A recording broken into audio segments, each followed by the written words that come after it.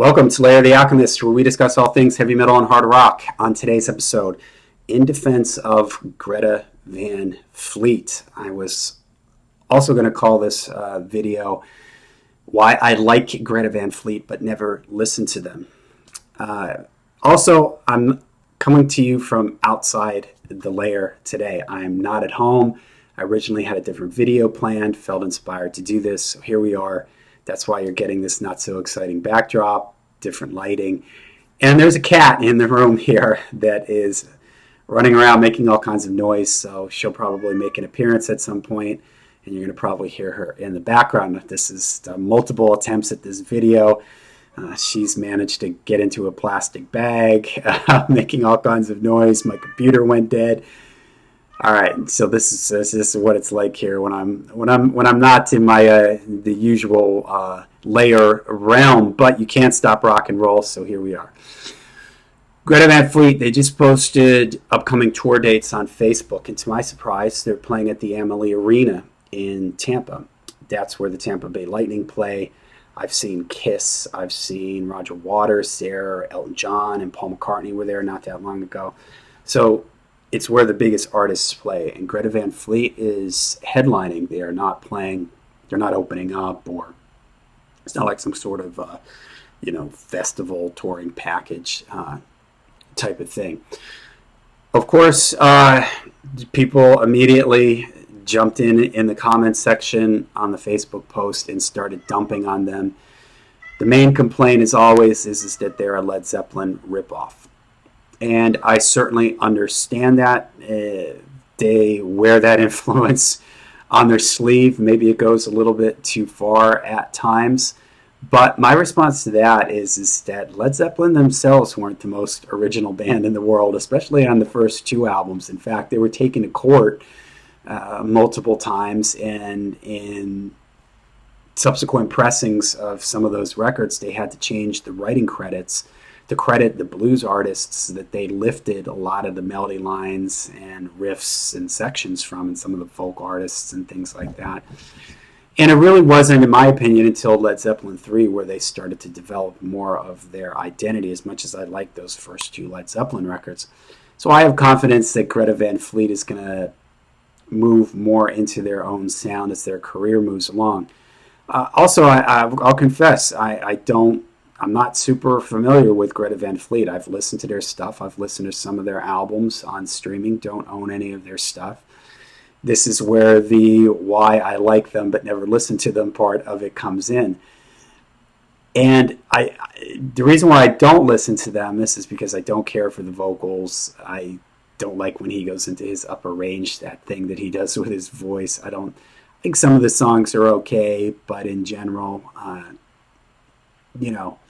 not enough to really make me a fan of the band or want to go out and buy any of their stuff. But I'm glad that they're out there. And I'm glad that they're out there because anytime I see young kids playing electric guitar, electric bass, drums, keyboards, stuff like that, it makes me happy. Mainstream music right now is dominated by electronic music, whether it be rap or dance music or whatever, and the guitar is hard to find in modern mainstream music. Now I'm talking about mainstream music. What I mean by that is if you go on Spotify and you look at their top 50 for the world or for the US or for whatever region you're in, that's what I'm talking about. Of course there's tons of bands with guitars in them. The people watch these videos, you're fans of all those, and of course we still have the legacy bands like Maiden and Priest and all those bands that are still out there doing stuff. But when it comes to new artists, bands that are based around guitar, bass, and drums are very, very few and far between. Go on Spotify, look at the top 50, and you're hard-pressed to find a guitar anywhere in any of these songs. And if you do, it's just more of a background instrument, whereas in the 70s and the 80s, the guitar was the main driving force in the songs. It was the hook of the songs. It was the main part of the songs. Think about You Really Got Me or Smoke on the Water, Good Times, Bad Times, whatever, the guitar was the main focus. That's not the case anymore. So when I see young kids playing guitars and basses and stuff, it makes me happy. And that's why I like Greta Van Fleet. They're playing a classic sound, classic rock sound, and they're trying to put their own spin on it. Maybe it's not enough of their own spin for some people, but I'm still okay with that. I would much rather listen to that than electronic dance music or a lot of the other stuff that I hear in the mainstream charts. So I do get it. I understand why some people don't like them, but for me, it's a good thing to have somebody like them out there and to have them having the success that they're having. The fact that they're able to play at Amalie Arena. I mean, can anybody tell me a band that has come out in the last 10 years playing hard rock, guitar-driven hard rock that is playing arenas? Off the top of my head, I can't think of any. There's other artists playing at smaller levels, but to be headlining at an arena, I really can't think of any that are this new. And the other thing is that because of the fact that they're a young band. Now, people often say, well, why don't the kids can listen to? You can just go back and listen to Led Zeppelin.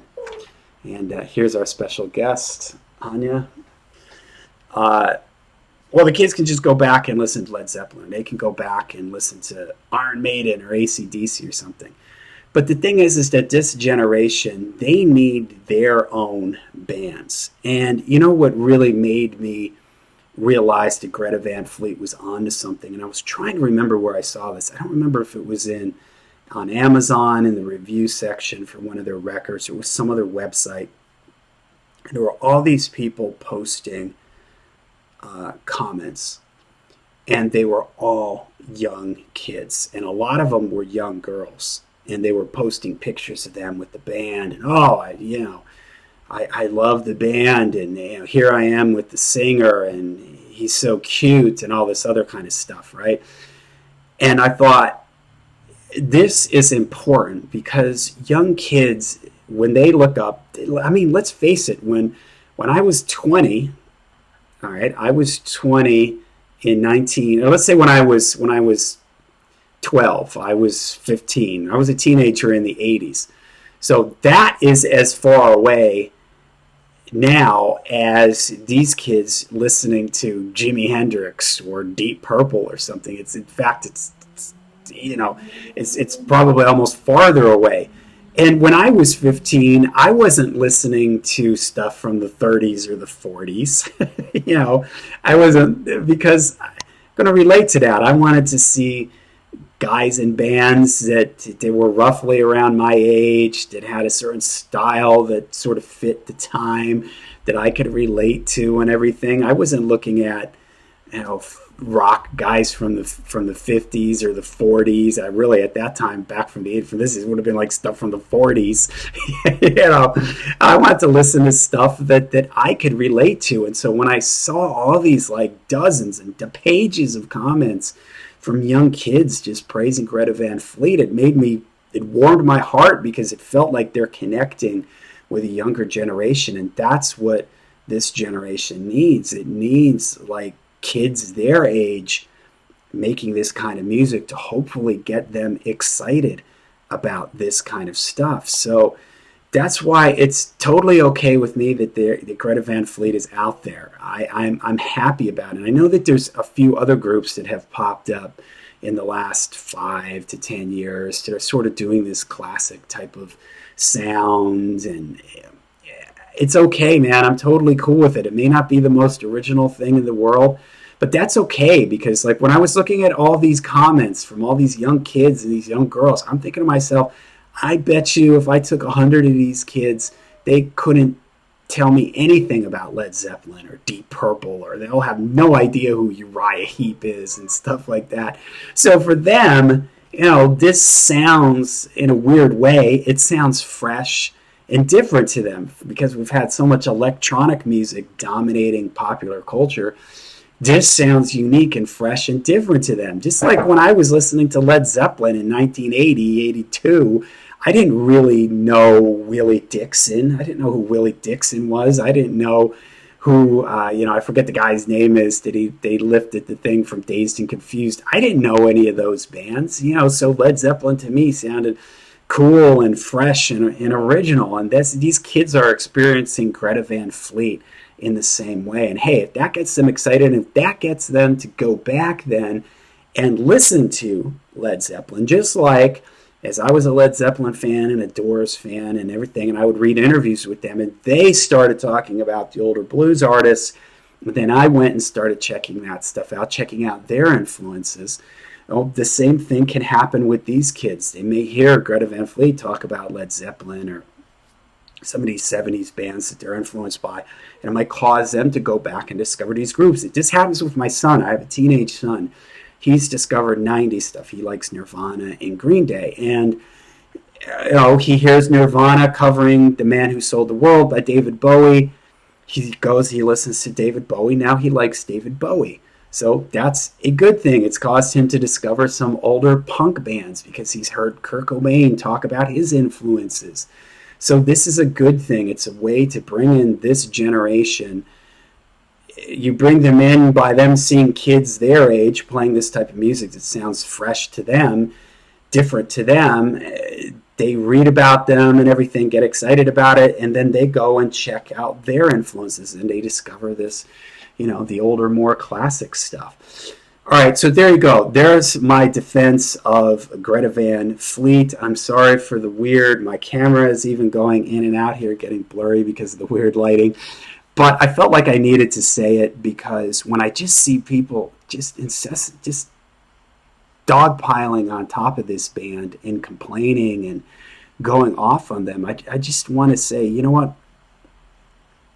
We have so few of this kind of stuff now that we should be encouraging kids to make this kind of music, to be listening to these classic bands, to be being influenced by these bands. We shouldn't be discouraging this type of thing. And unfortunately, with Greta Van Fleet, the people who are dumping on it the most tend to be people like in my age group that, or hey, you kids, get off my lawn. This isn't as good as Led Zeppelin. What do you kids know about real rock and roll? We should be educating and encouraging the next generation of kids. And if this is the way we have to do it with groups like Greta Van Fleet and stuff like that, then so be it. And the way I handle it is when it's like with my son, if he says, I really like this group, like even with Nirvana, I sat down with him and said, Nirvana was influenced by punk, and I played him some classic punk bands to let him hear where Nirvana had gotten their influence from. And he even heard a lot of it, even, Green Day and stuff. And he went, wow, that sounds a lot like Green Day, like the Ramones. I turned him on to the Ramones. I said, you like Green Day, you should check out the Ramones. And now he likes the Ramones. So let's encourage the young kids out there. Let's encourage them to play guitar and bass and stuff like that, and to keep this classic sounding type of music alive. All right, so there you go. There's my defense of Greta Van Fleet. Let me know in the comments down below what you guys think of Greta Van Fleet. And, it's okay to criticize them, but do you agree with me? Can you understand where I'm coming from and why I think it's important to have bands like them out there? Let me know in the comments down below. And until we see you again, make sure you rock hard, ride free.